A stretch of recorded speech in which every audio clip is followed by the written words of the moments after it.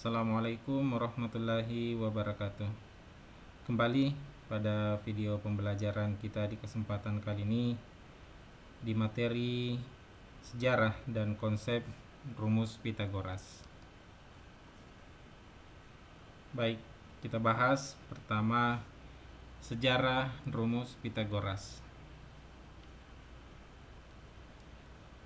Jauh sebelum Pitagoras mempublikasikan dan menyebarluaskan rumus Pitagoras ini kepada masyarakat umum, maka terlebih dahulu bangsa Babilonia telah menggunakan dan mengaplikasikan rumus Pitagoras ini, konsep Pitagoras dalam kehidupan sehari-hari mereka, secara khusus dalam membuat piramida.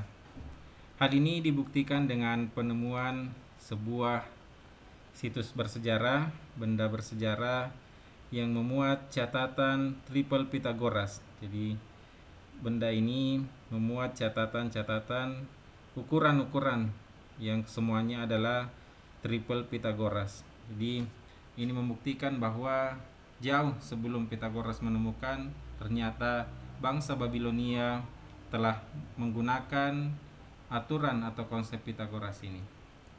Namun sebagai bentuk penghargaan kepada Pitagoras yang telah mempublikasikan dan memperkenalkan rumus Pitagoras ini kepada masyarakat umum, maka nama beliau, rumus Pitagoras ini, menggunakan nama Pitagoras sebagai penemu dari rumus Pitagoras ini.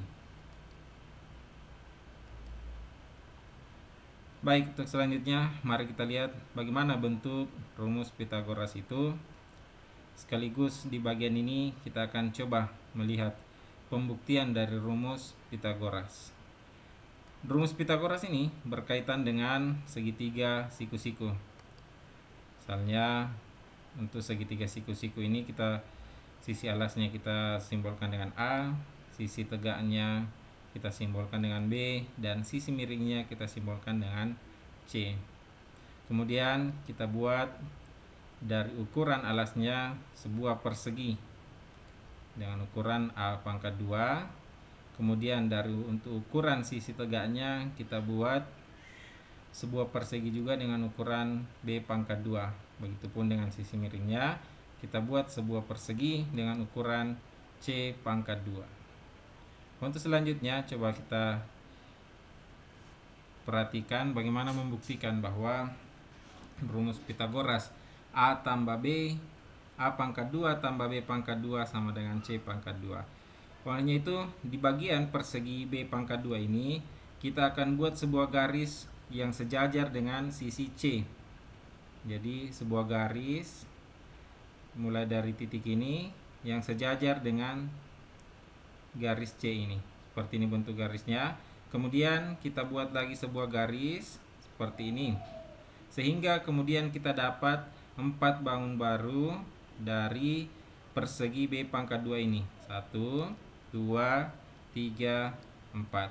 Selanjutnya kita akan atur sedemikian rupa bangun dari A pangkat 2 dan 4 bangun baru dari B pangkat 2 itu persegi B pangkat 2 ke dalam C pangkat 2. Ternyata ketika kita atur sedemikian rupa, kita masukkan satu persatu, terlihat bahwa persegi A pangkat 2 bangun pada persegi A pangkat 2 beserta dengan yang ada pada persegi B pangkat 2 itu menutupi secara penuh, secara utuh persegi C pangkat 2. Sehingga bisa kita simpulkan bahwa A pangkat 2 tambah B pangkat 2 itu sama dengan C pangkat 2. Dan inilah aturan atau rumus Pitagoras, yaitu sisi tegak atau sisi alas pangkat 2 tambah sisi tegak pangkat 2 itu sama dengan sisi miring pangkat 2. Selanjutnya mari kita lihat penggunaan atau bentuk-bentuk dari rumus Pitagoras ini secara umum. Bahwasanya sebuah persegi, kita misalkan A sebagai sisi alasnya, kemudian B sebagai sisi tegaknya dan C sebagai sisi miringnya, maka kita akan peroleh bahwa seperti yang tadi telah kita buktikan bahwa sisi alas pangkat 2 tambah sisi tegak pangkat 2 sama dengan sisi miring pangkat 2. Dari rumus ini bisa kita buat bahwa aturan bahwa sisi miring itu sama dengan sisi alas pangkat 2 tambah sisi tegak pangkat 2. Kemudian untuk menemukan sisi miringnya itu bisa diperoleh dari akar dari sisi alas pangkat 2 tambah sisi tegak pangkat 2. Itulah rumus turunan untuk memperoleh sisi miringnya. Dari sini pula kita bisa mencari bahwa untuk sisi alas pangkat 2 itu sama dengan sisi miring pangkat 2 dikurang sisi tegak pangkat 2. Sehingga untuk mencari sisi alasnya bisa kita peroleh dari akar dari sisi miring pangkat 2 dikurang sisi tegak pangkat 2. Begitupun selanjutnya untuk sisi tegak pangkat 2 itu sama dengan sisi miring pangkat 2 dikurang sisi alas pangkat 2. Sehingga untuk menemukan rumus sisi tegak, mencari sisi tegaknya, itu bisa kita peroleh dari akar sisi miring pangkat 2 dikurang sisi alas pangkat 2. Inilah beberapa rumus-rumus penting dalam menemukan sisi-sisi dari sebuah segitiga siku-siku menggunakan rumus Pitagoras. Cara mencari sisi miringnya, sisi alasnya, dan sisi tegaknya berdasarkan ketiga rumus ini. Baik, kita lihat bagaimana penggunaan rumus Pitagoras ini dalam angka. Misalnya kita punya sebuah segitiga siku-siku dengan sisi alas 6 dan sisi tegak 8. Kita akan cari berapa panjang sisi miringnya. Maka berdasarkan rumus yang sudah kita peroleh sebelumnya, sisi miring itu adalah hasil dari akar alas pangkat 2 tambah sisi alas pangkat 2 tambah sisi tegak pangkat 2. Sehingga dari sini kita bisa peroleh bahwa alasnya sama dengan 6 dan sisi tegaknya sama dengan 8, sehingga 6 pangkat 2 tambah 8 pangkat 2. Selanjutnya 6 pangkat 2 sama dengan 36, 8 pangkat 2 sama dengan 64. 36 tambah 64 sama dengan 100. Akar 100 sama dengan 10. Sehingga bisa kita simpulkan bahwa sisi miring dari segitiga ini itu sama dengan 10 satuan. Selanjutnya, jikalau kemudian kita punya sebuah segitiga siku-siku dengan panjang sisi alas 4 dan sisi tegak 9, kemudian masih dengan soal yang sama mencari sisi miringnya, maka itu bisa diperoleh dari, sesuai dengan rumus yang kita dapatkan sebelumnya, akar dari sisi alas pangkat 2 tambah sisi tegak pangkat 2. Kemudian berdasarkan soal ini kita peroleh bahwa alasnya sama dengan 4 dan sisi tegaknya sama dengan 9, sehingga 4 pangkat 2 tambah 9 pangkat 2. Selanjutnya 4 pangkat 2 sama dengan 16 dan 9 pangkat 2 sama dengan 81, sehingga kita peroleh 16 tambah 81 sama dengan akar 97. Sampai di sini selesai.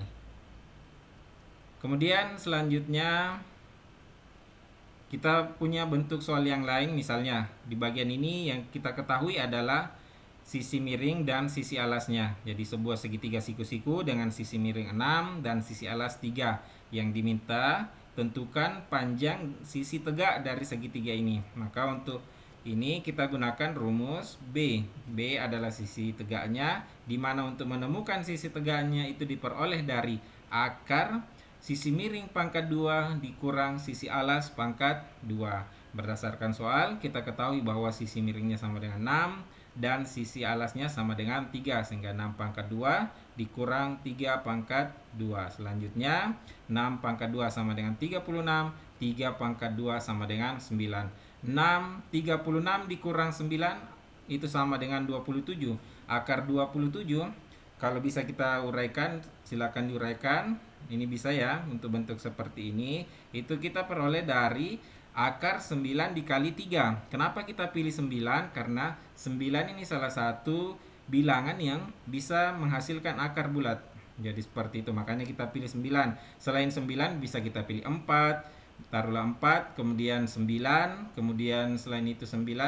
Kita bisa pilih 16, 25, 36, 49 dan seterusnya untuk membuat bentuk seperti ini. Dan ini saya kira semua mudah-mudahan sudah paham ya untuk bentuk-bentuk seperti ini.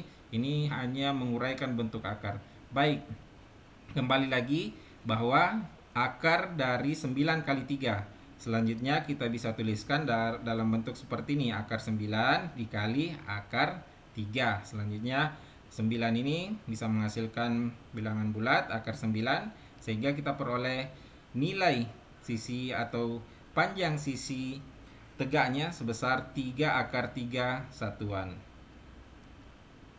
Baik, seperti itu sejarah dan konsep serta beberapa penerapan rumus Pitagoras dalam menemukan sisi-sisi sebuah segitiga siku-siku. Mudah-mudahan penjelasan ini bisa memberikan sedikit atau memberikan pemahaman yang baik terkait dengan sejarah dan konsep serta penerapan rumus Pitagoras sehingga kemudian bisa memberikan manfaat yang banyak.